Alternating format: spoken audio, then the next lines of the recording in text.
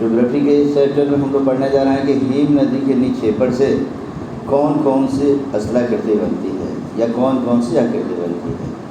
इसके पहले हमने जो पढ़ाया था एक एक करके तुम लोग देखते जाओगे कि पहले भी हम पढ़े थे हीम नदी के अपरदन से कौन कौन सी स्थलाकृतियाँ बनती है, और अब हम पढ़ रहे हैं हीम नदी के निक्षेपण से बनी स्थलाकृति। तो पहली आकृति होती है टील या टील मैदान, जिसे टील प्लेन के नाम से हम जानते हैं।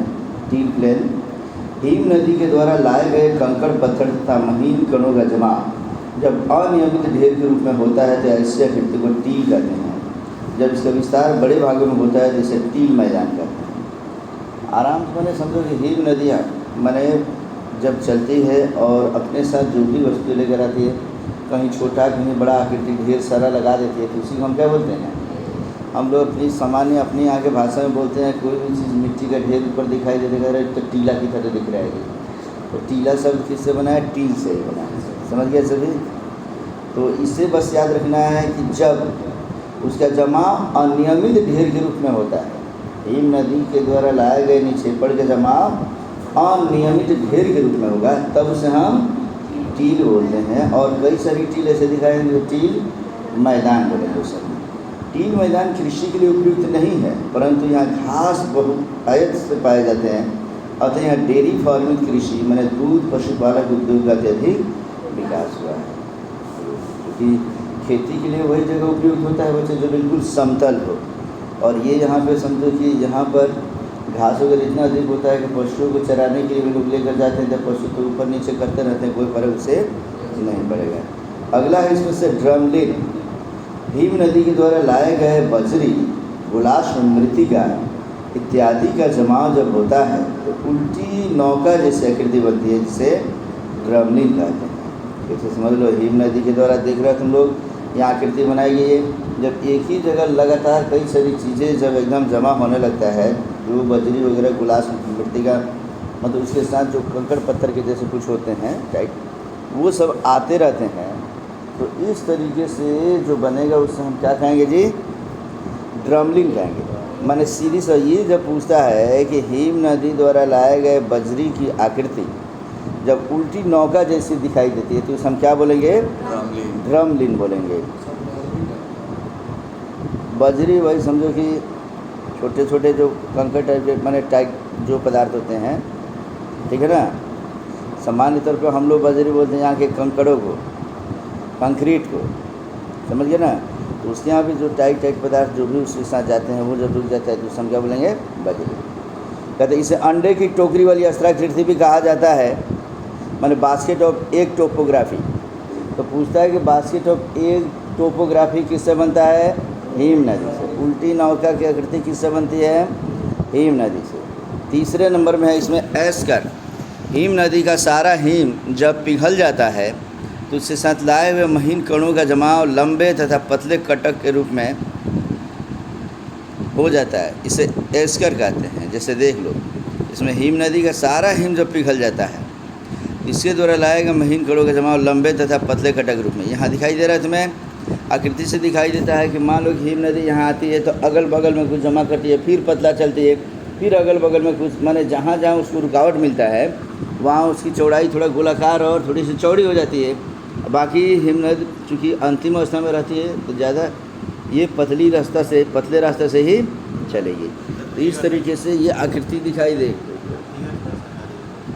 अरे फिगर मात्र नॉर्मल गई, फिर जहाँ इकट्ठा हो गया थोड़ा सा, और फिर वहाँ से नॉर्मल गई, फिर वहाँ इकट्ठी हो गई, फिर वहाँ से नॉर्मल गई।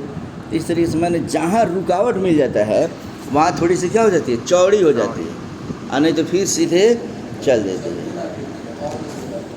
हाँ, अर्ध गोला कर सकते हो, गोलाकार भी कर सकते हो तुम। इस तरीके से इसमें एस्कर का आर्थिक महत्व है, क्योंकि डेनमार्क, स्वीडन, फिनलैंड, नॉर्वे देशों में एस्कर के सहारे रेल लाइन तथा सड़क का विकास हुआ है।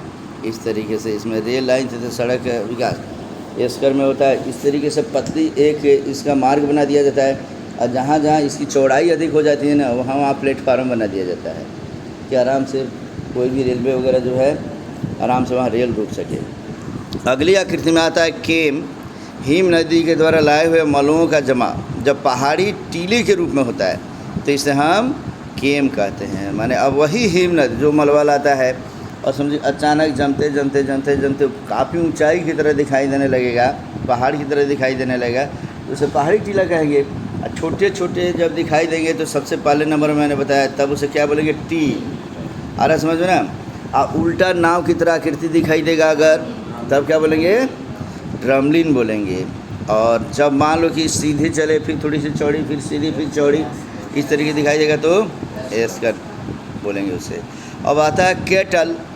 केटल पढ़े, कभी कभी चारों तरफ निर्मित केम के मध्यवर्ती भाग में गड्ढा बन जाता है। अच्छा, जब केम बनेगा तो उसके बीच में क्या होता है? कहीं कहीं गड्ढा जो बन जाता है तो उसे हम केटल कहते हैं। जैसे देख लो, केम जब भी बनेगा, इसमें मैं बता दिया था, तो उसके बीच वाले भाग में गड्ढा बनेगा तो उसे हम केटल बनेंगे। अगला है इसमें हिम अवक्षेप मैदान। कहते हिम नदी के द्वारा लाए गए महीन कण जब बड़े भागों में जमा होते हैं तो मैदान का निर्माण होता है, जिसे हम हिम अवक्षेप मैदान कहते हैं। यह काफ़ी उपजाऊ होता है। यूरोप तथा उत्तरी अमेरिका में इस प्रकार के मैदान पाए जाते हैं। इसमें गेहूं का सर्वाधिक उपज होता है। नदियों द्वारा लाए गए मिट्टी से जो लाए गए माने अवक्षेप से जो भी माने मैदान बनता है उसे हम जलोढ़ मैदान कहते हैं। लेकिन हिम नदियों के द्वारा लाए गए अवक्षेप से, उसके द्वारा जो भी अगर उससे अगर कोई मैदान बनता है उसे हम क्या बोलेंगे? हिम अवक्षेप बोलते हैं। समझ गए?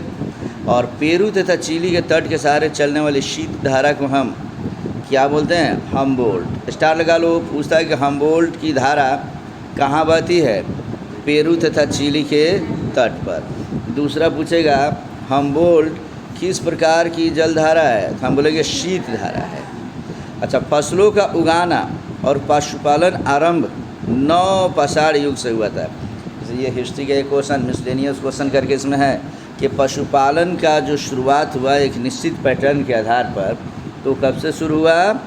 9 पाषाण काल से शुरू हुआ। उसी पर फसलों का उगाना माने खेती करना भी मुख्य तौर पे कब से शुरू हुआ है? 9 पाषाण काल से। कहता है कि निमग्न द्वीप जिसका शिखर सपाट होता है, एक समुद्री आकृति होती है जो आवृत्ति को आकृति समझेंगे, जो प्रशांत महासागर में मिलती है। माने निमग्न द्वीप पूछेगा, इसमें क्वेश्चन कैसे पूछेगा? निमग्न द्वीप किस महासागर कहाँ मिलती है? ये प्रशांत महासागर में। निमग्न द्वीप इसका जो शिखर होता है वो बिल्कुल क्या होगा? सपाट होता है। जैसे होता है क्या ना, कोई भी द्वीप जो होता है तो नदी का पानी जब आता है तो मान लो कि बीच में मिट्टी जमा होता ही गया तो प्रायः समतल होते हैं। माने समझो कि बीच में थोड़ा सा ऊंचा प्रकार का होता है, इधर से मिट्टी है थोड़ा इकट्ठा कर लिया, लेकिन जब बिल्कुल सपाट जब उसका शिखर हो, ऊंचाई पर दिखाई दे और शिखर उसका सपाट हो, तब हम उसे क्या बोलेंगे? निमग्न द्वीप बोलेंगे। और ये मैक्सिमम कहाँ पाए जाते हैं? प्रशांत महासागर में। अब कुछ पुस्तक का नाम इसमें दिया गया है कि किस पुस्तक के लेखक कौन है? तो P Haggett, geography a modern synthesis करके है। ज्योग्राफी अ मॉडर्न सिंथेसिस की पुस्तक कौन, लेखक कौन है? P Haggett. उसी प्रकार ऑल पॉसिबल वर्ड्स के लेखक कौन है? पी.ई. जैन। उसी प्रकार है कि एक्सप्लेनेशन इन ज्योग्राफी, इसके लेखक कौन है? डेविड हवे है। और इसके बाद इसमें से स्पेशल ऑर्गेनाइजेशन, इसके लेखक हो गए एबलर, एडम्स एंड वुड। इस तरीके से इतना कंप्लीट करते हैं। तो अगले टॉपिक को अब हम लोग पढ़ेंगे पवन के कार्य।